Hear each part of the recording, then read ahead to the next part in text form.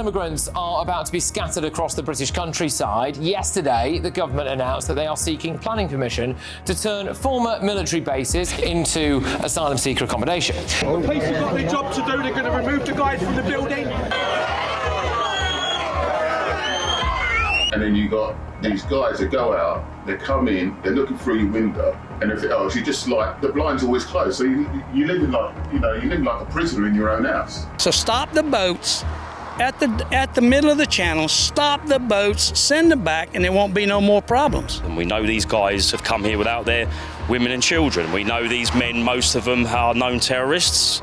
They have a background on that also, and a lot of them have been checked out recently, and they've had many reports against them for abusing women and children, especially in the streets, and for their criminality in their own countries. Were convicted at Hove Crown Court for the rape of a woman on Brighton Beach. Abdul Khan, an Afghan asylum seeker, was jailed for 9.5 years for grooming and raping a 13-year-old girl. There is no freedom of speech now.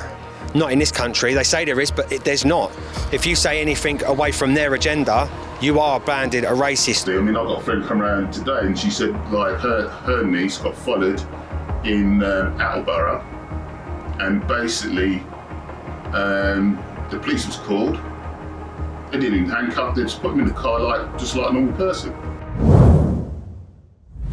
Lavoie for Rebel News, and I'm here in Thetford, England, and behind me is the weekly protest from residents to oppose the Home Office plan to use the former RAF military base to house more than 1,200 illegal migrants. The project of housing these specific men, these illegal migrants, into this community, into this said camp and many other camps in the UK also, is to bring them out of the hotels. Now, in my little town of Bury St Edmunds, which is down the road, our council, local council, wanted to invest in pulling the illegal immigrants out of the hotels because it was costing about 3.5 million a week to home these illegals into hotels. So then they used these camps as a place they could house these men. The RAF base itself is only a 20-minute walk away from the town of Thetford and is located in the small village of Barnham. Barnham has 600 residents. Thetford is right next door, which is the neighbour, which is where they probably will end up going when they want to go out somewhere for the day or for a walk, and that contains sort of 30,000 plus residents. Barnham is sort of over that way and Thetford is this way. Thetford, I think, is probably the town that will probably get the most hit from it because we have shops, we have pubs, clubs, we have all sorts in Thetford. It's quite a self-sufficient town. And I think it's going to affect the residents greatly. It already is affecting the residents. So I've come to this protest to see why people are protesting, to hear their concerns and understand what could happen next. I spoke to thousands of people, and you can find more at migrantreports.co.uk. But here is what some people say. As you're probably all aware, Britain has a very soft system. We pay a lot of benefits, and obviously we look after people crazily, to be honest with you. It's not just vetted and means tested, it's just there you go. But yeah, so the bases are to house undocumented men, basically, that are coming over on boats, which is completely wrong. You know, if you want to come into the country, do it the right way. You know, apply for immigration the right way, do everything the right way, the legal way. And then obviously with the HMOs, there are families being put into them, which is fine, from other cultures. The concern for us realistically is the undocumented men that are coming over. You know, if you're fleeing a war-ridden country, would you be sending the man over or your family and children? Because me personally, if this was a war-ridden country, my family and my partner would be the first people I'd be sending over, not myself, because I'd be staying to make sure that the country's dealt with. Now, these camps, we know they've been placed here to train soldiers in the past, and we know these guys have come here without their women and children. We know these men, most of them are known terrorists. They have a background on that also, and a lot of them have been checked out recently, and they've had many reports against them for abusing women and children, especially in the streets, and for their criminality in their own countries. And the Home Office actually said that here it's going to be only single men. Yeah, basically, yeah, because that's what's coming over on the boats, the people that are coming the illegal way. So they're going to be here from a different culture, different background, don't live by our rules. They seem to do what they want. It has been seen in other RAF bases where actually quite recently people are being arrested for committing crimes, whether it's sexual assaults on women, children and things like that. I've been living in this country 57 years. I came over in 1969. I came into a base down here, Wethersfield, which has all, as the UK government calls them, asylum seekers. Some of us call them illegal migrants because when they hit the shores here, they don't come into any legal customs and immigration post. They come off a boat as best they can. They land them on RNLI boats. They transfer them up. They've thrown their passports away, and they probably straight away say, I want to claim asylum. They will not be prosecuted because the 1951 Convention on Asylum overrides British law. Yeah, so obviously the 1,200 is the initial number, but what you have to understand is I think they're on like a 70 to a 90-day turnaround. So every 3 months there's going to be more. So yes, 1,200 is the basic amount, but if you put that over a year, when that's on like a rolling contract basically of people being brought out and put into homes, that's going to be a lot more than 1,200. And the impact is we haven't got the infrastructure. You know, the nearest village is a population of about 600. So the illegal immigrants, or the men, whichever way you want to word it, are double what is in the town. And also to the left into the next nearest actual town, there's schools right nearby. And yet again, we already know what their beliefs are. I do have to say, we cannot have a situation where it's only the poorest communities in the country that receive, all of the dispersal of refugees and asylum seekers. I do believe all parts of the country need to work to play their part. Here are some of the signs we can actually read. Where are all the women and children refugees? True, it's all military-age men that are arriving on boats.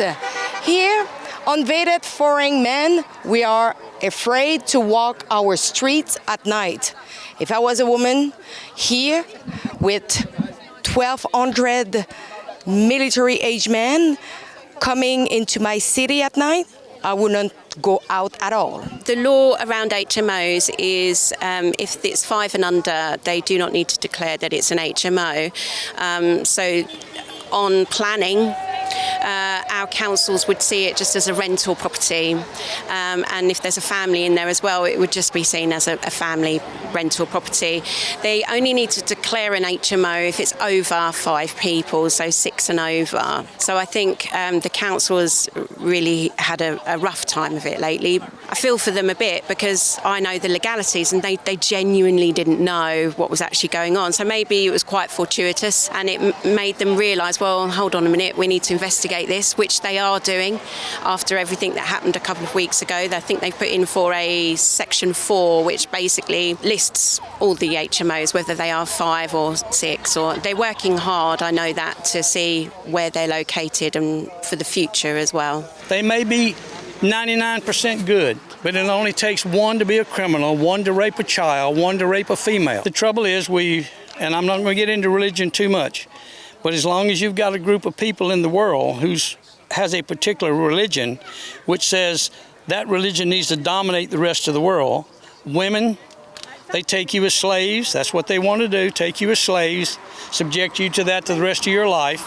Your children, they love young children, some of them. We used to average about 6,000-7,000 rapes a year. That's too many. That's without ones that were unreported. But now, last year, from the 2024 to 2025 period, we hit over 76,000. We're the rape capital of Europe, and our government don't care. There is no freedom of speech now. Not in this country. They say there is, but there's not. If you say anything away from their agenda, you are branded a racist. Or, just take for argument's sake, doesn't matter about your beliefs or anything, there's certain individuals in the political world now that are branded racist for actually freedom of speech. They're just shut down instantly, they have their businesses taken away from them because they're not allowed to say the truth, because the truth hurts. But people will say that you're a bigot, you're xenophobic, you're racist, you're far right when you try to raise those issues. People don't even know what far right is.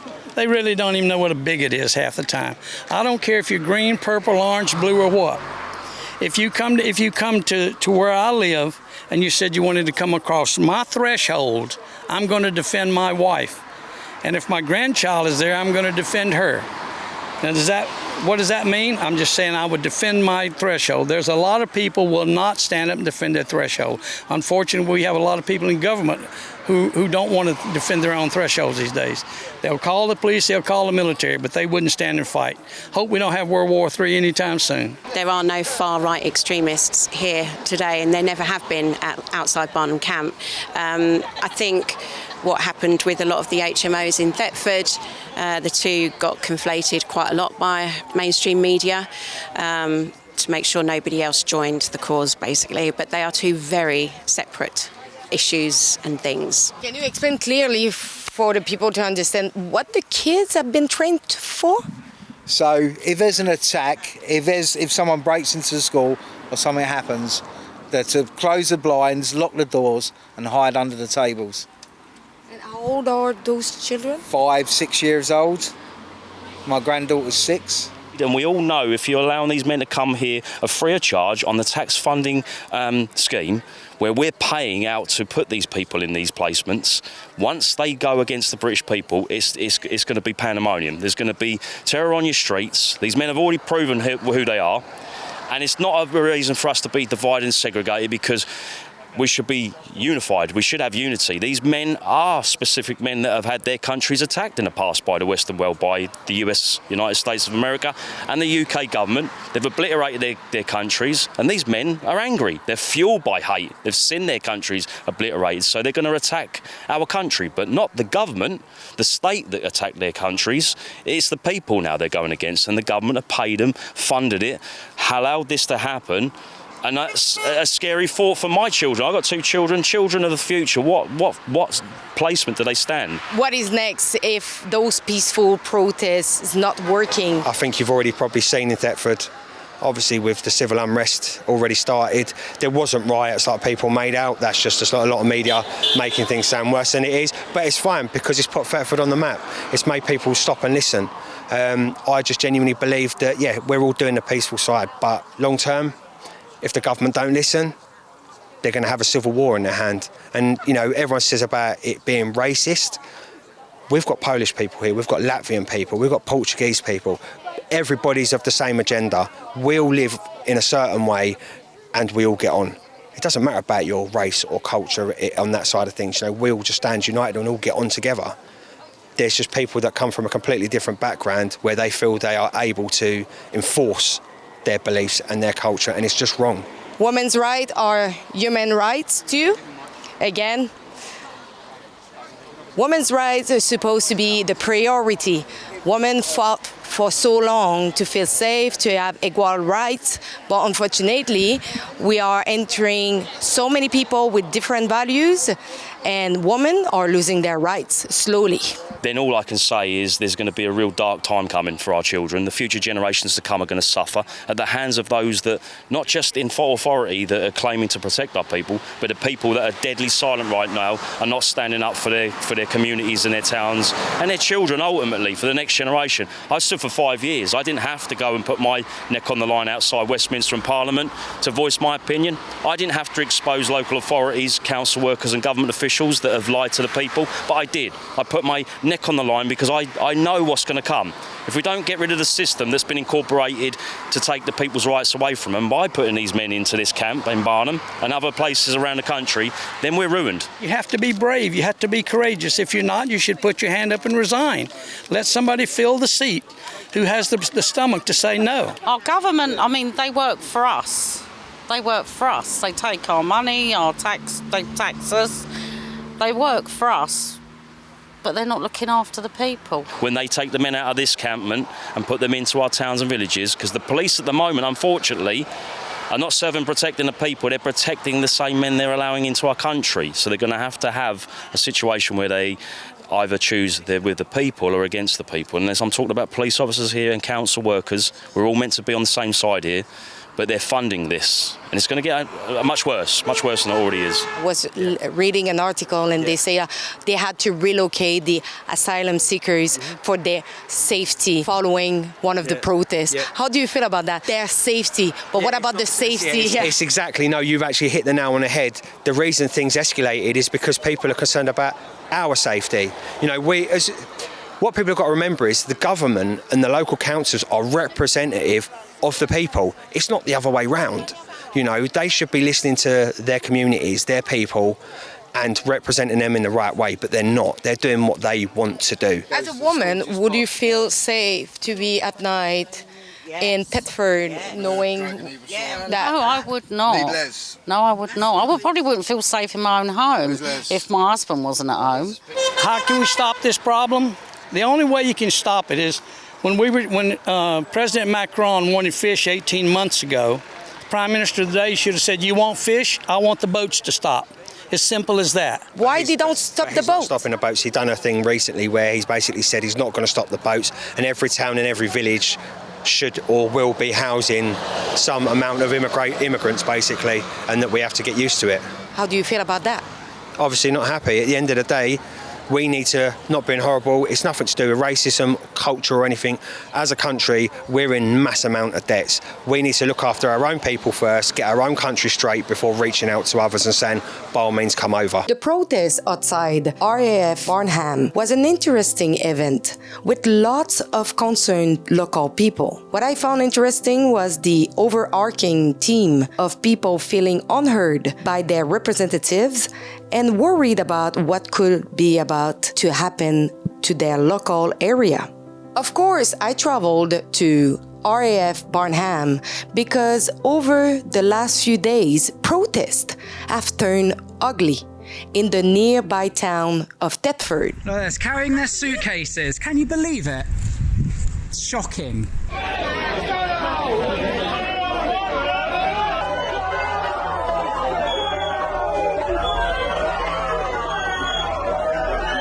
Thetford is only a 20 minutes walk from RAF Barnham, and the town already has more than 30 HMOs. I went to visit the area, which saw widespread protest, and found the HMO, which was attacked by unhappy locals. One of the locals told me his thoughts confidentially. Someone's also told us there's about between 30 to 40 HMOs in Thetford alone. Run by them companies, what's working with the council. It's a three-way thing, because the council will pay them for having them in there. That's how it works. Because I've got friends in London, so that's how it works.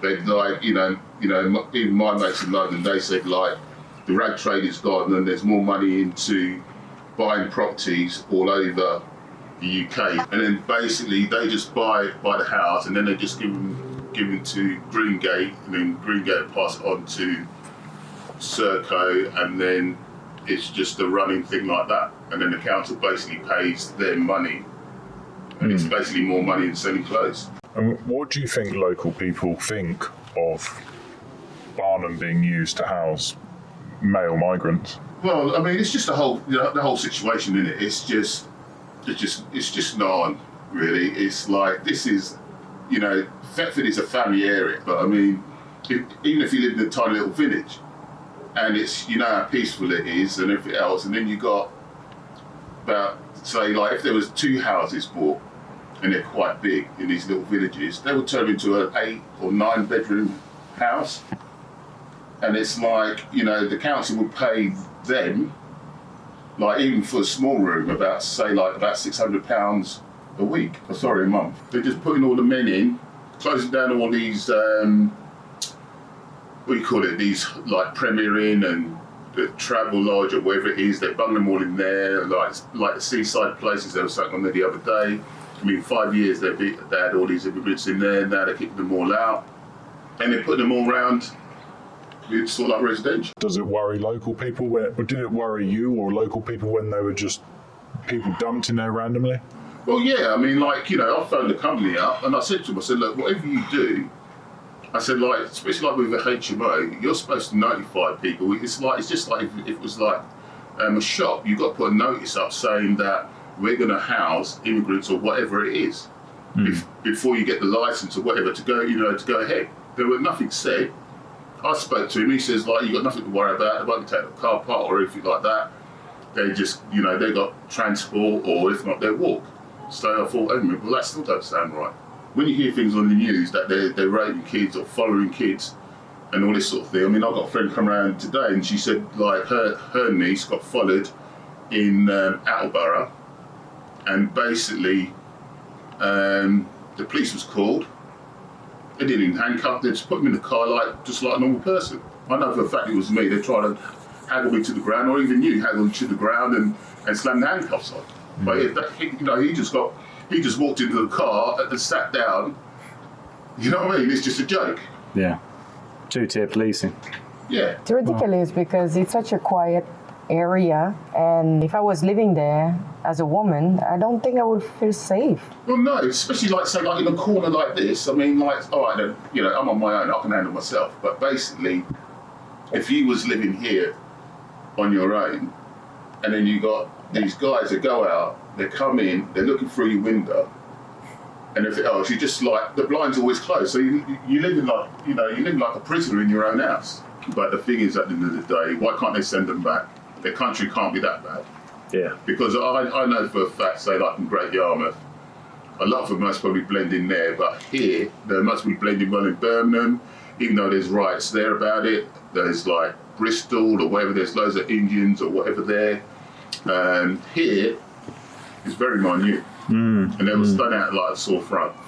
And when they go out in groups. It is a gang thing, because I've seen like some women, they go in the bank and they draw everything out. They say draw everything out. And they give the money to the guys, and the guys do their business, whatever they're doing, whether it's illegal or legal, but they're here to make money and send it back.